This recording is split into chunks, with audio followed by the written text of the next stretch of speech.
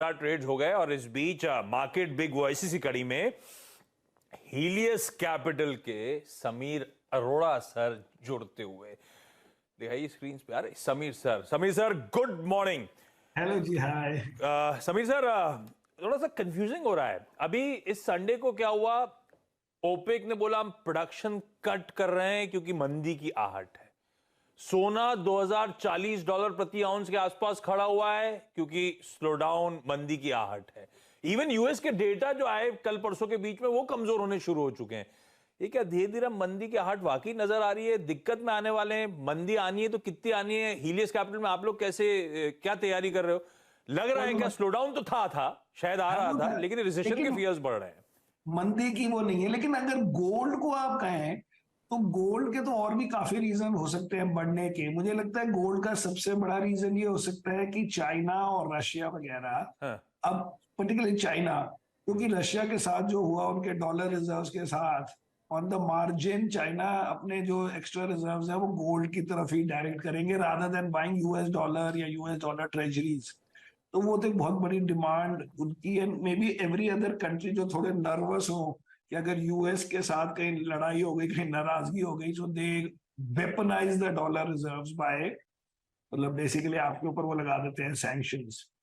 सो वो उसको एक मिनट छोड़िए, लेकिन अगर आप इंडिया की बात करें या इवन यूएस की करें तो आप जो भी कहें, US market is up, like Nasdaq is up, I think more than 13% up है इस साल। एंड कल भी अप ही था या डाउन 0.4-0.5% था। मतलब इतना आपने सडनली बेरिशनेस लेने की जरूरत नहीं है। मुझे तो लगता है खाली उनके बैंकिंग इश्यूज को थोड़ा सा सॉल्व करना है, और वो टाइम से सॉल्व होगा इन द सेंस कि अगर लोगों को लगे कि किसी बैंक में भी प्रॉब्लम होगी, फ्लाइट ऑफ डिपॉजिट्स होगा, तो वो आके उसको सेव कर देंगे, तो वो पब्लिक माने ना माने वो उनका प्रेशर कम हो जाता है। तो उसको दूसरे तरीके से देखें कि अब 6 महीने में, 3 महीने में, जो मैं अभी तो सोच रहा था कि अभी हो जाएगा, कि interest rate cuts in US will, sorry, interest rates will peak. अब क्या है कि जो बैंक्स में प्रॉब्लम हुई है यूएस में, उसका इफेक्टिव ये है कि करीब आप अज्यूम करें कि 0.5% इंटरेस्ट रेट हाई के बराबर की प्रॉब्लम हुई है। दैट मीन्स जो भी पहले इंटरेस्ट रेट्स हैं उसमें आप ½ % जोड़ दीजिए कि जो 0.5% इंटरेस्ट रेट हाइक्स ने अचीव करना था वो बैंकिंग क्राइसिस ने अचीव किया, इन टर्म्स ऑफ डिमांड को सप्रेस किया, अनएम्प्लॉयमेंट को सप्रेस किया, क्रेडिट ग्रोथ को सप्रेस किया। जो इंटरेस्ट रेट के थ्रू आप कराते वो क्राइसिस ने कराया है। सो वो भी एंड गेम में है, उनके 3-4-6 महीने में उनका काम खत्म हो जाएगा।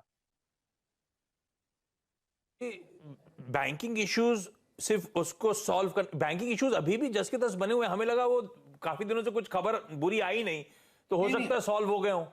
वो सॉल्व नहीं हो सकता ना, उसमें सारा कॉन्फिडेंस का गेम है, इन द सेंस कि अभी आपने सपोज बॉन्ड्स लिए एट 1% इंटरेस्ट रेट, अब इंटरेस्ट रेट है 5%, तो आप गिनो ना गिनो उनका लॉस हो चुका है हेल्ड टू मेच्योरिटी का।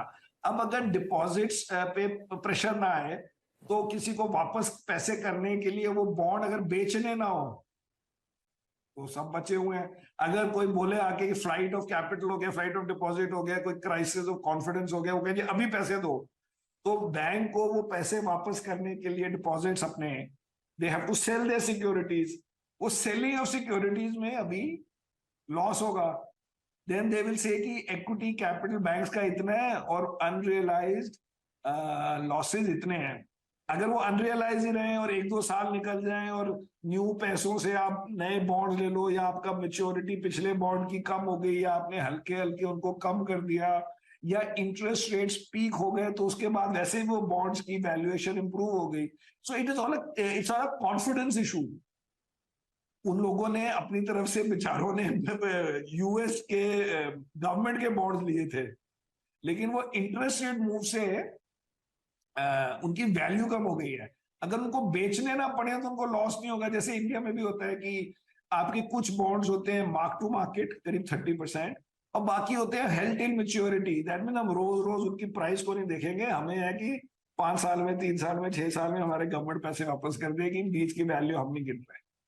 So that is the story. So it's the story of confidence. उसमें उनको ये सिस्टम पे भरोसा होना चाहिए बस, कि अगर प्रॉब्लम है तो आ जाएंगे, एंड देन नोबडी पैनिक्स।